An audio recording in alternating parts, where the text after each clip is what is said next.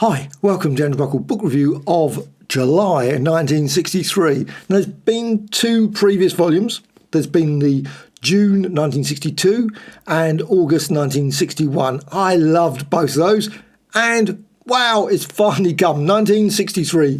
Why 1963? Well, I think it's big clues on the cover. You can see the X-Men and, of course, the Avengers. They were the first. But there's also some pretty amazing other stories. Now, 656 pages. Obviously, a fair chunk of these stories have been reprinted before in different other omnibuses. But it's really nice to have them in this sort of monthly. I mean, I'd probably go out and buy sort of June 1960. Sometimes it's not really worth it because some of the stories are actually from different months, and you can see that when you look at it, it's all over the place. Sometimes you see October, sometimes September, actually on the listings. So, but I would definitely buy if they brought out a complete volume set. Brilliant. I just love this, you can tell. It's great. Let's just go through the book. 656 pages, just come out. I know they're not liked by everyone. I quite often look at all the comments and people really loathe them. I guess because of, one, that the stories have already been done in other ones, but also, obviously, not everyone likes Patsy and Hetty. I love those stories. Millie, Kathy, I think that was near enough the end of the Kathy. I don't know, but I think that was about the last one. Two Gun Kid. Now, there's no war ones, other than obviously Sergeant.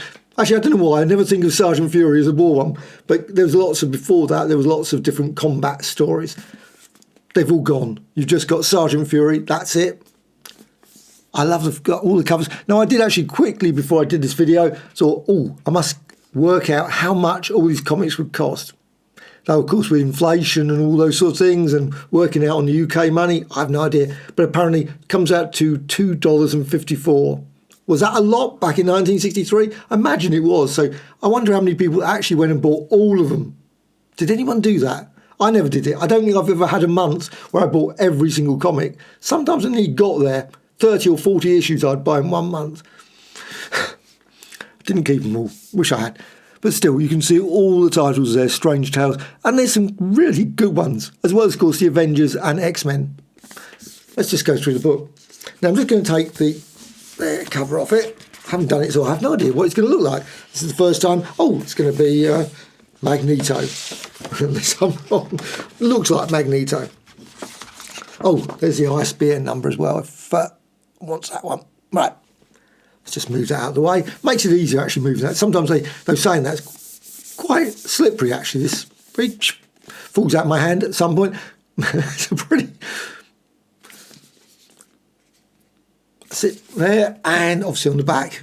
So I'm not going to open it and wide open, but still, it feels really nice. Let's just open it up so you can see it sort of doesn't sort of collapse in on itself.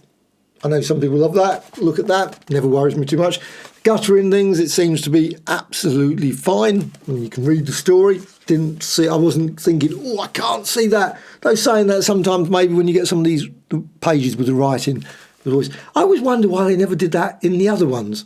They always had this writing here. You got the stories or whatever. But they never did that with the X-Men. That would have been nice. Just a one-page X-Men story about some adventure that they didn't sort of do as a comic book. They could have done that, couldn't they? But they didn't. I don't think they ever did that for any superhero ones. But still. See the details there. Weirdly, look at that. They've got all the ones. They've obviously got the Western. They've got Millie, etc. Or whatever the character. Yeah, Millie. And obviously a science fiction one. And then you go into here and you've got there, of course, the Avengers, the Incredible Hulk. And you can see obviously all the names, pencilers. I love that. I love the fact they include the inkers, letterers. They've actually say the colourists. But still, we know the colours obviously are Stan Goldberg. I think he did most of the colouring, but it never says. Please put in the comments below if I'm completely wrong on that one. Anyway, you can see there's a lot in this. 656 odd pages, but there's lots of stories. So it's not just a sort of, 12 or 15 stories. You've got a lot of different stories. And some of them, like this, Patsy Walker. I mean, they really, some are like 2 pages, 2 or 3. And some of the, of course, look at that, the annual Patsy and Hetty Annual, 1963. There were lots of Patsy fashion cutouts as well as... That's probably why lots of these issues never survived very well. Because, of course, people cut them out, I suspect. I've never seen that, actually. I've bought quite a few. Yeah, I've had a few ones from the Atlas period, and they had all the... where the pages was obviously slightly damaged, where people did cut them out. And you can see Fantastic Four there, 19. I love that one. Prisoner of the Pharaoh. Of course, very important story. Kang.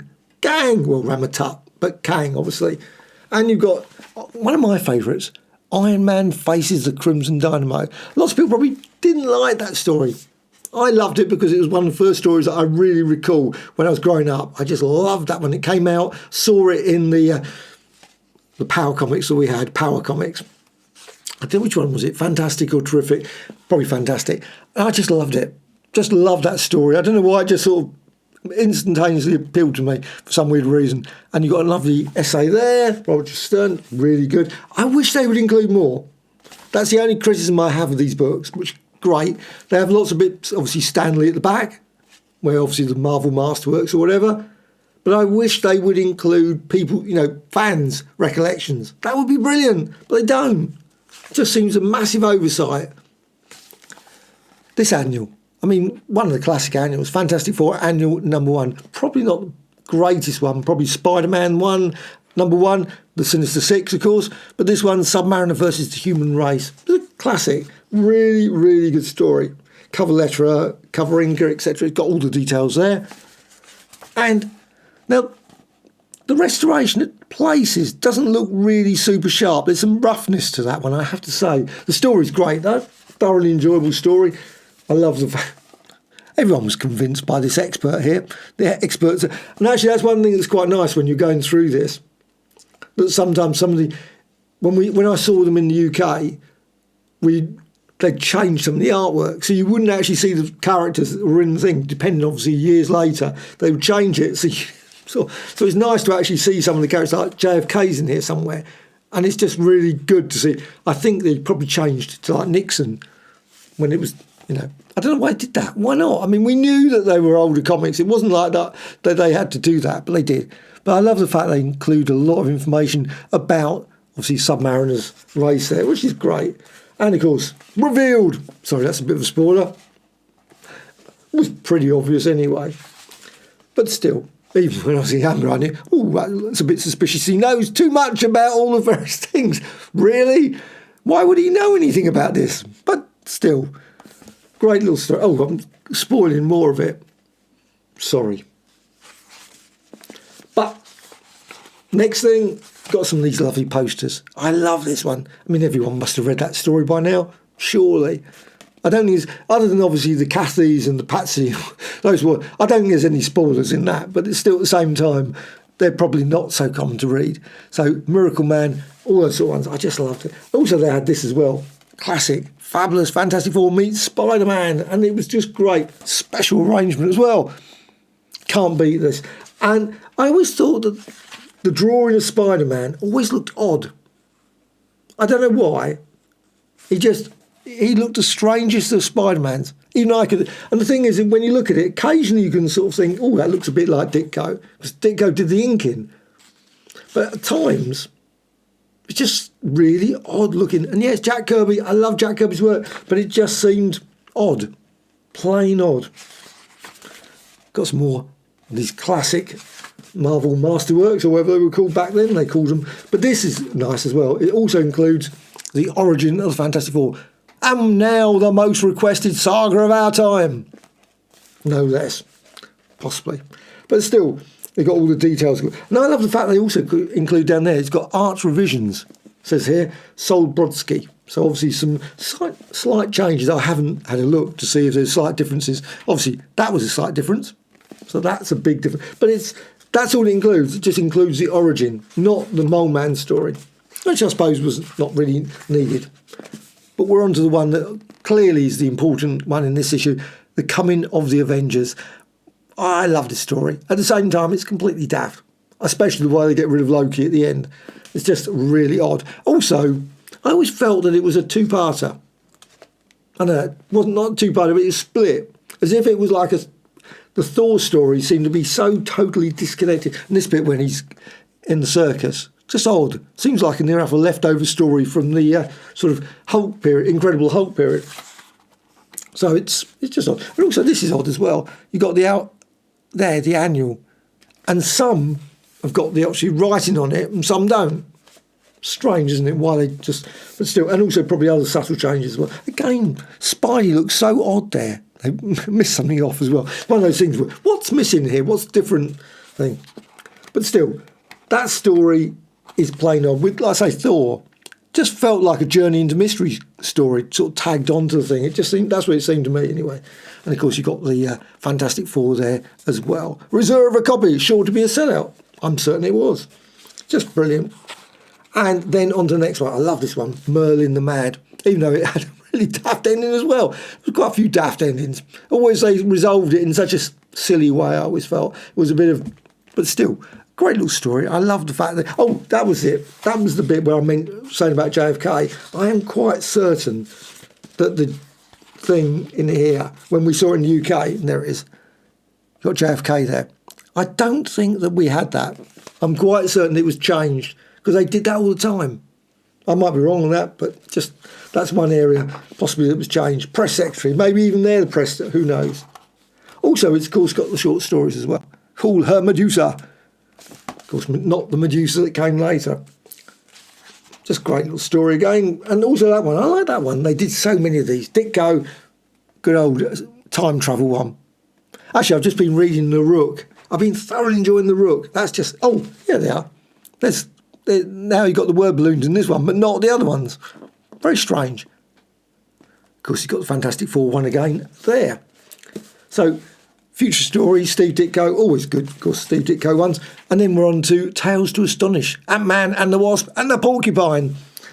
Not perhaps the world's greatest artwork, this story, but I did genuinely, I always liked the Porcupine character. Always felt that he should have turned up more often, but still, I know he didn't have any great powers. He was just a guy in a very funny suit, but it was still great little, thoroughly enjoyable story. And now the bit that really I loved in this more than that one was this. I was wow. And I am really looking forward to the book that's coming out from tomorrow. Tomorrows.com, they're bringing out this one, Matt Fox. And I must admit, I've seen some of his artwork before, but I've never seen it in here, obviously in one of these Marvel reprints. And wow, I mean, that is so. I mean, I don't know about Larry Lieber's artwork, but it looks so different. It's been completely very, very strange the way it's done. I mean, that is definitely unique inking. Now, I don't know how popular that was back at time, because sometimes that's the thing. You think, why didn't they make, because he only seemed to didn't do many. I would have remembered this style of artwork, but when I saw it, I thought, wow, this is so different from the usual sort of style of, near enough you can imagine, like sort of, I don't know, that is just so odd. Really good story as well. Another Steve Ditko, of course, The Little Green Men. Man, did loads of those ones. Sergeant Fury and his Howling Commandos, I've mentioned, there is a war comic. Never really thought of it. I mean, obviously it was, but I never thought of it as such. So Midnight on, more a superhero comic. To me, it was always a superhero comic. Great little story and the brilliant artwork, of course, all the way through. And probably some of the most powerful of Marvel comics, completely. Without a shadow of doubt, they were more so than the Fantastic Four, more so. When you actually look at this, I know probably people look and think, oh, Sergeant Fury. Lots of those, there were so many issues of Sergeant Fury in the end. Lots of reprints, unfortunately. But they were genuinely really high-impact stories. They were thoroughly, really, wow. OK, there was no superheroes in it. Captain America, of course. Reed Richards, I think, turned up. But it was not... Oh, they really obviously plug in the annuals that month. But these were generally really good stories. So you got that. And actually, that was a little bit at the end. America World War shopping list. Sort of giving you, I wonder if that is light tank, $25,000. Sound locator, $5,000. Army mule, $190. Doesn't put it in UK money, unfortunately.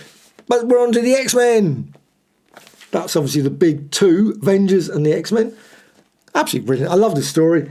Read it millions of times. Just great. Of course, you get... The weird thing is, when you look at it, is that you got about 6 or 7 pages in, before they actually get to the introduction of Marvel Girl. Obviously, Jean Grey turns up. It's a great introduction. And then we're on to, look at that one. Look at that amazing Spider-Man one. Weirdly, that one is not included, is it? No, we've got the Doc Doom story. That's what I mean about it. It's a weird sort of, they obviously are now on sale. So why didn't they include this one, but they included the Doctor Doom one? They obviously make some decision. They obviously don't include both. But it's just odd. And that's why I don't know if they would ever bring out every single month volume. It's probably not possible because they obviously didn't do it in that particular way. Still, on to the next one. I love these ones. They're not for everyone. And I wish they'd reprint these in epic collections. I don't think that's ever going to happen. It will be amazing if they did. Maybe they could bring out an omnibus, maybe with, you know, a selection of stories. But this is one good reason to get this sort of volume. You've got these stories, and they are actually quite good. Millie's dreadful decision. Not that dreadful, to be honest, but still. But there's obviously a thing that she needs to do, a modelling job, and she's got it, but she has to go and do something else. Very important thing, and then there's a twist, of course, the usual sort of thing. But it's just really well drawn, very simple, easy story, and very nice. I like it. But there's lots of stories. It's not just one story. There's quite a lot of stories. Also, you've got these as well. Chili's classy cutout. Again, lots of people probably did cut them out as well. Probably that's why lots of these comics probably didn't survive as well. Time for the Teens. And people, I don't know, I honestly don't know. Please put in the comments below if you know. These ones, were they real? Did people actually send in obviously they would sketch up something and then they put details. You think, I don't know. I assume they were. I assume they were from people. Obviously they were asking for people to send them in. I guess that's what they were doing, but obviously they were cleaned up and drawn, which is a pity. We had similar sort of ones in the UK, and quite often they would actually have the original artwork. They didn't sort of clean them up for the book. That's why I'm always a bit sceptical about it, but I guess they are what they say. Also, likewise, hairstyles. It's very strange. I mean, you never could imagine that with the Fantastic Four. Write in and draw a villain or something. And we had that as well. I think there was quite often they would ask, draw some villains. People would draw up, X, Y, Z, and people would put them. And sometimes they were really good, very inventive. And likewise, all these different hairstyles. Just great. And they're always from, of course, America. Don't think I ever saw when they were always like New York, Massachusetts, Pennsylvania, etc. It's just great. And again, another story, a swimsuit one, and also, of course, a story. Again, something that they never included in the other ones, the other books. Another one that's probably never been reprinted. It might have been, of course, in some magazine, but still, not recently anyway. So issue 109, Patsy Walker. Patsy's troublesome twin. And again, they've got lots of details, all the people that would send in, obviously, suggestions for clothes, various things, different hairstyles, etc. Just great. Really amazing. I suppose it's a great way of creating a fan base. You sort of like, again, that's why I'm always, it just seems amazing just how many people sent their details in and put their, must have been great to get the comic and then sort of, wow, they've included mine. I wonder if they obviously probably didn't inform people before, so they'd get the comic and then they'd go through it and go, oh, I've got this included. Yeah. And it just, I think, absolutely lovely. And there's another one, The End of a Scheme. And there's probably another story. Of course, you've got another story there. Again, something they never include. Oh, that's weird. It says, From My Love Story, down the bottom, issue 2. So that actually came from another issue, obviously about 4 or 5 years before. Very strange. And then you've got here, Patsy's Party Pretties. You obviously send them to Patsy Walker, third floor, etc. Obviously, of course, you've got these lovely ones as well. Got the Milli-Annual. Now, they didn't include the Milli-Annual. I don't know why. Again, that's one of the reasons, one of the things that I would have thought they would include it, because they got this one. They got the Patsy and Heidi, or Hedy, I should say. Hedy. I called her Heidi. No, it's Hedy. Yeah, they got that one, but they haven't got the Millie one. Would have been nice to include both, but still, minor issue. And no time for that. And there it is. So 72 big pages. I always love that. Really super colourful. They've been for a little phase of doing this sort of red, green, orange, blue and red sort of style. 72 fabulous pages, fun, fashions and frankly feminine foolishness. I don't know if they put that on there now, but still, of course, these comics are of their time. I always have to put that out. Issue 1, 1963. And I suppose that's, of course, the things with the annuals. They were like for 1963. It was an annual, strange enough. So you would have 1964, 65, etc. Nowadays, of course, annuals seem to... Are they still going, annual? I haven't seen annual for ages. Probably they do. Oh, you got here... Tops in fun and fashion. You've got modelling with Millie, Kathy. Now, like I say, I think Kathy, that was near enough at the end of its run. But you got the annual there, Marvel Comics Group. I love that. Marvel Comic Group, I should say. Wonder what Marvel Comics Group. More Heavenly Hairdos. Oh, that one was from, it actually says here, more information that's slightly different. 1962, August 1962. Oh, so they reprinted it, obviously, for the annual. Oh, and this one as well, it actually gives details. This was from Patsy Walker, 78, obviously August 1958. So they weren't all original stories. Okay, that's perfectly reasonable. But still, they were quite really good. I love the Al Hartley, because he did seem to do, I think he was doing most of these Al Hartley ones. Oh, the kids are great sort of, there. You could definitely, oh, and a one-pager as well. Just a simple one-pager. Very, very quick story. That's it, bang. And again, some more hair and more fashions, more just full, and also a separate story, Hetty Wolf. Separate story. I don't know who that was by. It was again Al Hartley again. Oh, yes. Oh, we didn't know the letter at that point. Patsy and Buzz, so another again one-page story. Patsy Walker, and so on. Lots and lots of them all the way through. I think there was a second volume, second issue. I don't think it was called the same. So. Might have been called a slightly different title. I don't know. Was that Millie? They did a few of those sort of ones. They didn't last very long. Obviously, the Fantastic Four, Spider-Man, when they all went on for quite a few issues. But the other ones, Patsy ones and Millie ones, didn't last that long. Then you've got Strange Tales, Plant Man. And the weird thing about this one, it doesn't include a Doctor Strange story. Oh, but it does include, yes, another Matt Fox story, which is, again, a very unusual one. The Search for Shang. Very odd artwork. Very, very strange. But still lovely. And another Ditko. The Shoemakers. Of course, I think it was not... I don't think he did many more after that. Of these sort of... Obviously, it was full-time Spider-Man, I imagine, and Doctor Strange, than doing all these short stories. Then into Rawhide Kid, prisoner in an outlaw land town. Great. Arizona lawman. They always... Again, story... Why not in the other ones? But in this one, they include the story. Maybe they thought people really love those stories. Did anyone read them? Great artwork, though, all the way. Bare Knuckles in Boonville. Brilliant stories. Of course, that isn't Rawhide Kid one. Some other character. Rawhide Kid there again, afraid to shoot. And obviously the story there continuing on. And my favourite, I love this one.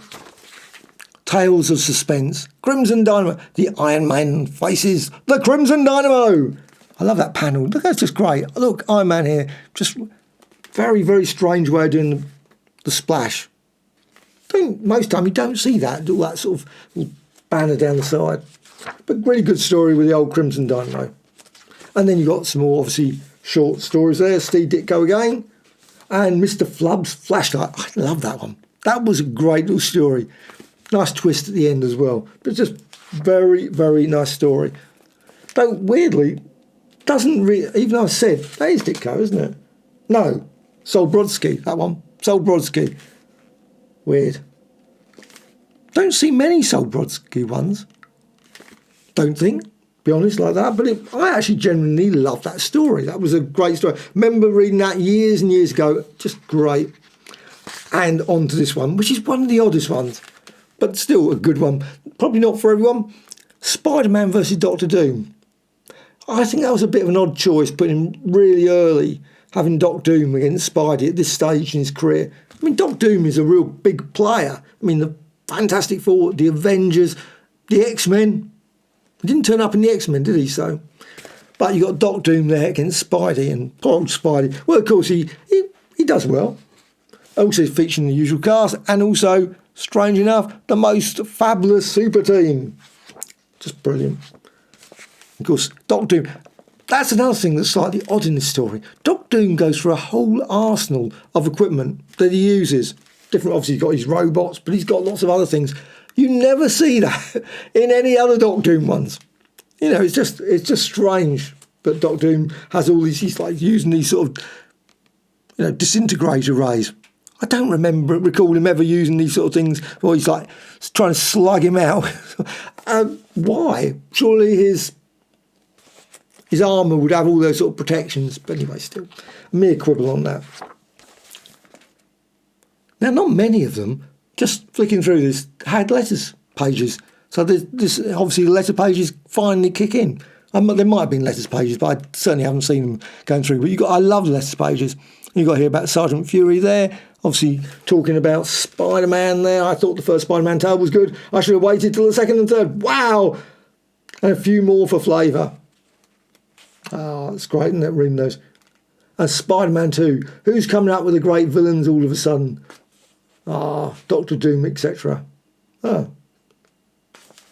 Anyway, also you've got the announcement section. There wasn't a proper checklist by this point. It was still but you can see Fantastic Four number 19, Tales of Suspense, obviously the ones that we've got in here. But it's really nice just to see in that format. The Kang, first Kang one, or Ramatut. I love this story. And the Ramatut, even though it's got a silly ending again, quite a few of them had silly endings, but are still the Prisoner of the Pharaoh. I love that. Drawn by Jack Kirby, of course. Go back to Egypt. Now, I would have loved a story if they'd done it, not Ramatut. Maybe they could have had him as Caesar or something. That would have been brilliant. Now, they did do a Caesar one with Fantastic Four, and I love that issue. So the Egyptian one was okay. I was more into Rome and Greece than the Egyptians. But it was a nice origin of giving details about, obviously, Doctor Doom, etc. That was nice. And, of course, there was twists later on about that. I don't think they ever really sorted in their mind how to do that story with the Scarlet Centurion, Ramatut, and so on, Immortus. There were lots of variations. It got out of hand, I think. Still, good story. And again, another good old advert for X-Men. And another letters page, which is always good. What? You can't buy one too? I don't know. What's that about? Australia? Oh, even one from Australia. Wow. You don't see many letters from the UK. Yeah, probably sometimes, but I haven't seen any here anyway. Cosmic rays, osmic rays. But talking about this, back Kirby and Dick going there. And also another special announcement section, of course, all the same sort of information there about...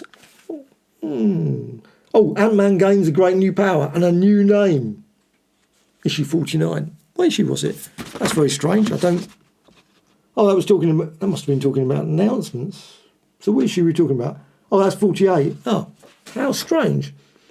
So you've got obviously talking about the Fantastic Four annual, Strange Tales annual, which they didn't include. That's a weird oversight again. Just why did they miss some of the annuals out, especially when they mention them here?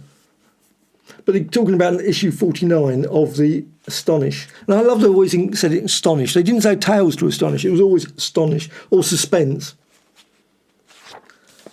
Now here's one that's probably never been reprinted. Patsy and Hetty, issue 90. And you've got the Dude Ranch romance. Of course, lots of different stories.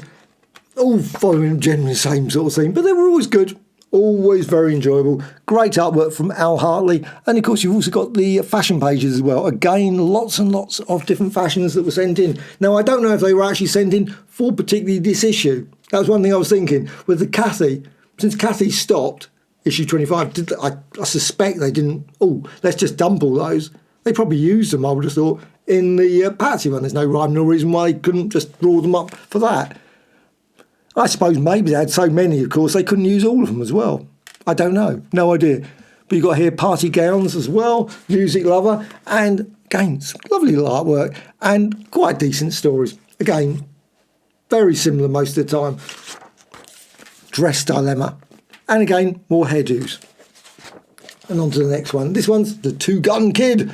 Now, sometimes the stories were not just the Two-Gun Kid. You had other characters as well. So you saw this one, Two-Gun Kid, getting slightly bit of a That's Dick Ayers and My Brother the Gunfighter. So obviously, clearly, that story was not a two-gun kid story. So he only had one. So that was weird. Why didn't they have two guns? That would have felt, the theme would have run through, wouldn't it? Then you got Cassie. Now, quite often with a lot of these ones, they never actually mention much about the rest of the Marvel Universe, which I always found odd. The two-gun kid, all those sort of things. You'd think that they would have spent some time advertising, the Fantastic Four. But for some weird reason, looking at these, they didn't, which is very odd. Nor did they have checklists. They would never, it was like a separate universe of things. Maybe it was, that's one thing that's also noticeable, these ones. They don't include all the details down here. It's very strange. Anyway, Cassie, I think that was the last issue. Might have been issue 26, 27. I stand corrected if that's the case. Not saying that stories were particularly brilliant here. They were much the same as the other stories, but still quite good. And yet more of the Cassie's cutouts. And that was obviously, again, I suspect they must have used them later on, because why not? The fashions that were in one could easily be used in another, couldn't they? And you got those. Sometimes they also included in the story. So you'd actually so if you didn't find it on one of those pages, you'd actually just go to the panel and you'd see the details there. You think, oh, wow. This one's Kid Colt Outlaw. So they were still going. Now, quite a lot of these ones ended up being just reprints later on.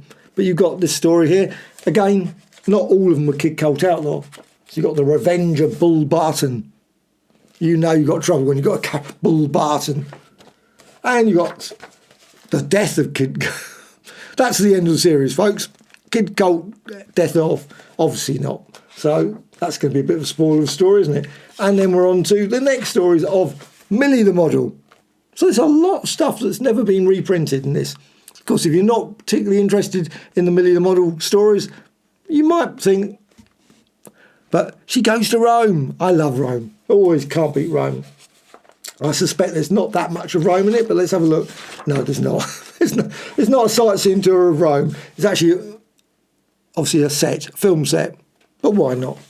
And you've got a few that could be anywhere, couldn't it?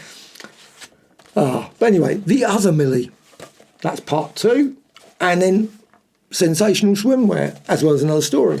They included the stories all the time. So they advertised within that the Cassie, but they didn't advertise the other Marvel comics, which I always found slightly odd. The Fabulous Marvel Style as well. Another Marvel masterpiece. More hairstyles. Millie shapes up. Next story. And that's it in terms of stories. But the bonus material, I think, is superb in this one. I think it could have been better. Of course, it could always be better. 100 pages of bonus material would be nicer. But still, you've got the Avengers. I mean, look at that. Brilliant. The actual first. Now, it's not every page. I'm not going to show you every page, obviously. But not every page has been included. The first page isn't included, splash. But it's still great to see these. I love seeing that. So you got that. And then, at first, when I went through this, I didn't see those. I must admit, I went to the back and I thought, very few bonus materials. I thought, that's very strange, but still. But we got the X-Men. X-Men #1. It's very nice they included. But I wish they'd included some of the other comics as well, because obviously they must have had inked pages of those. Kathy and Millie and those sort of ones. Why not include pages of those? But they didn't. But there's still, again, it's not every page. So you've got page 6, and then it jumps to page 8. Just stunning. Just great to see those. And let's just quickly... Now, the only thing, that's a slight disappointment in here, that sounds really bad, really, is again that they didn't include many essays. But they did include Stan Lee, which is great, of course. I mean, it's obviously got all the essay from the Son of Origins. But I would have loved more essays from fans. Because I've read these ones before. Obviously, these are collections from Sons of Origins again. This one's Marvel Masterworks, now X-Men 1, Avengers Volume 1. But it would have been great if they'd included other stuff. Also, recollections from some of the people who worked on them. Other people, not just Stan Lee, would have been great. Surely, I know there's less and less, of course, around, but it would have been great if they'd included something like that. They've also got the Marvel Tales, as well as a number of these. And that's what I first saw when it came to us. I thought, that's strange, there's not much. But I must admit, I love that pencil sketch Alex Ross one there. And, of course, got Alex Ross there, and a few others as well. A very, very nice book. I absolutely love this. I mean, I think this is just a great collection. Now, I think they've got a different wraparound. There is another one. I don't know what that looks like. I think it's blue, vaguely remember, but I got this one. So this is the one I got, July 1963. I think it's great. I think they include a little picture somewhere showing all the details about who everyone is, because so many times you look at it, you think, I wonder who that person is. Could be anyone, couldn't it? I don't know who that person is right at the back there. You've got a person there. Now, I assume, well, you can obviously tell the usual suspects, Sergeant Fury, of course, obviously Peter Parker there, and so on. But there's some in there I think, oh, that's very strange. I love poor old Loki there, getting attacked by the Iceman. But this is great. I really loved it. So July 63, I might even get it the right way around. That would help, wouldn't it? So Marvel Omnibus, July 1963. I love it. Again, these volumes are probably not for everyone. And there is a volume coming out fairly soon. Soon-ish. It'll come around before you know it. It will, and you're thinking, we're in the middle of winter. That's in February. February, obviously, a 1964 one, which I assume is going to be coming out in 2024. So I look forward to... And that, of course, is Daredevil. I've been going through all the various months and years, looking and thinking they could bring out a few more. Some are not so obvious, but you could think, oh, they could do one for that. Maybe the first Captain America one. Maybe. I don't know. It depends how popular, how well they sell, I guess. But it would be nice to see a few more of those before they finish the line. And it would be nice if they actually went back and did some more ones for other years. But I suspect that we're probably going to only get 4 or 5 of them. But it's a great little, I think, a great little way of doing an omnibus collection. I love it. Totally brilliant.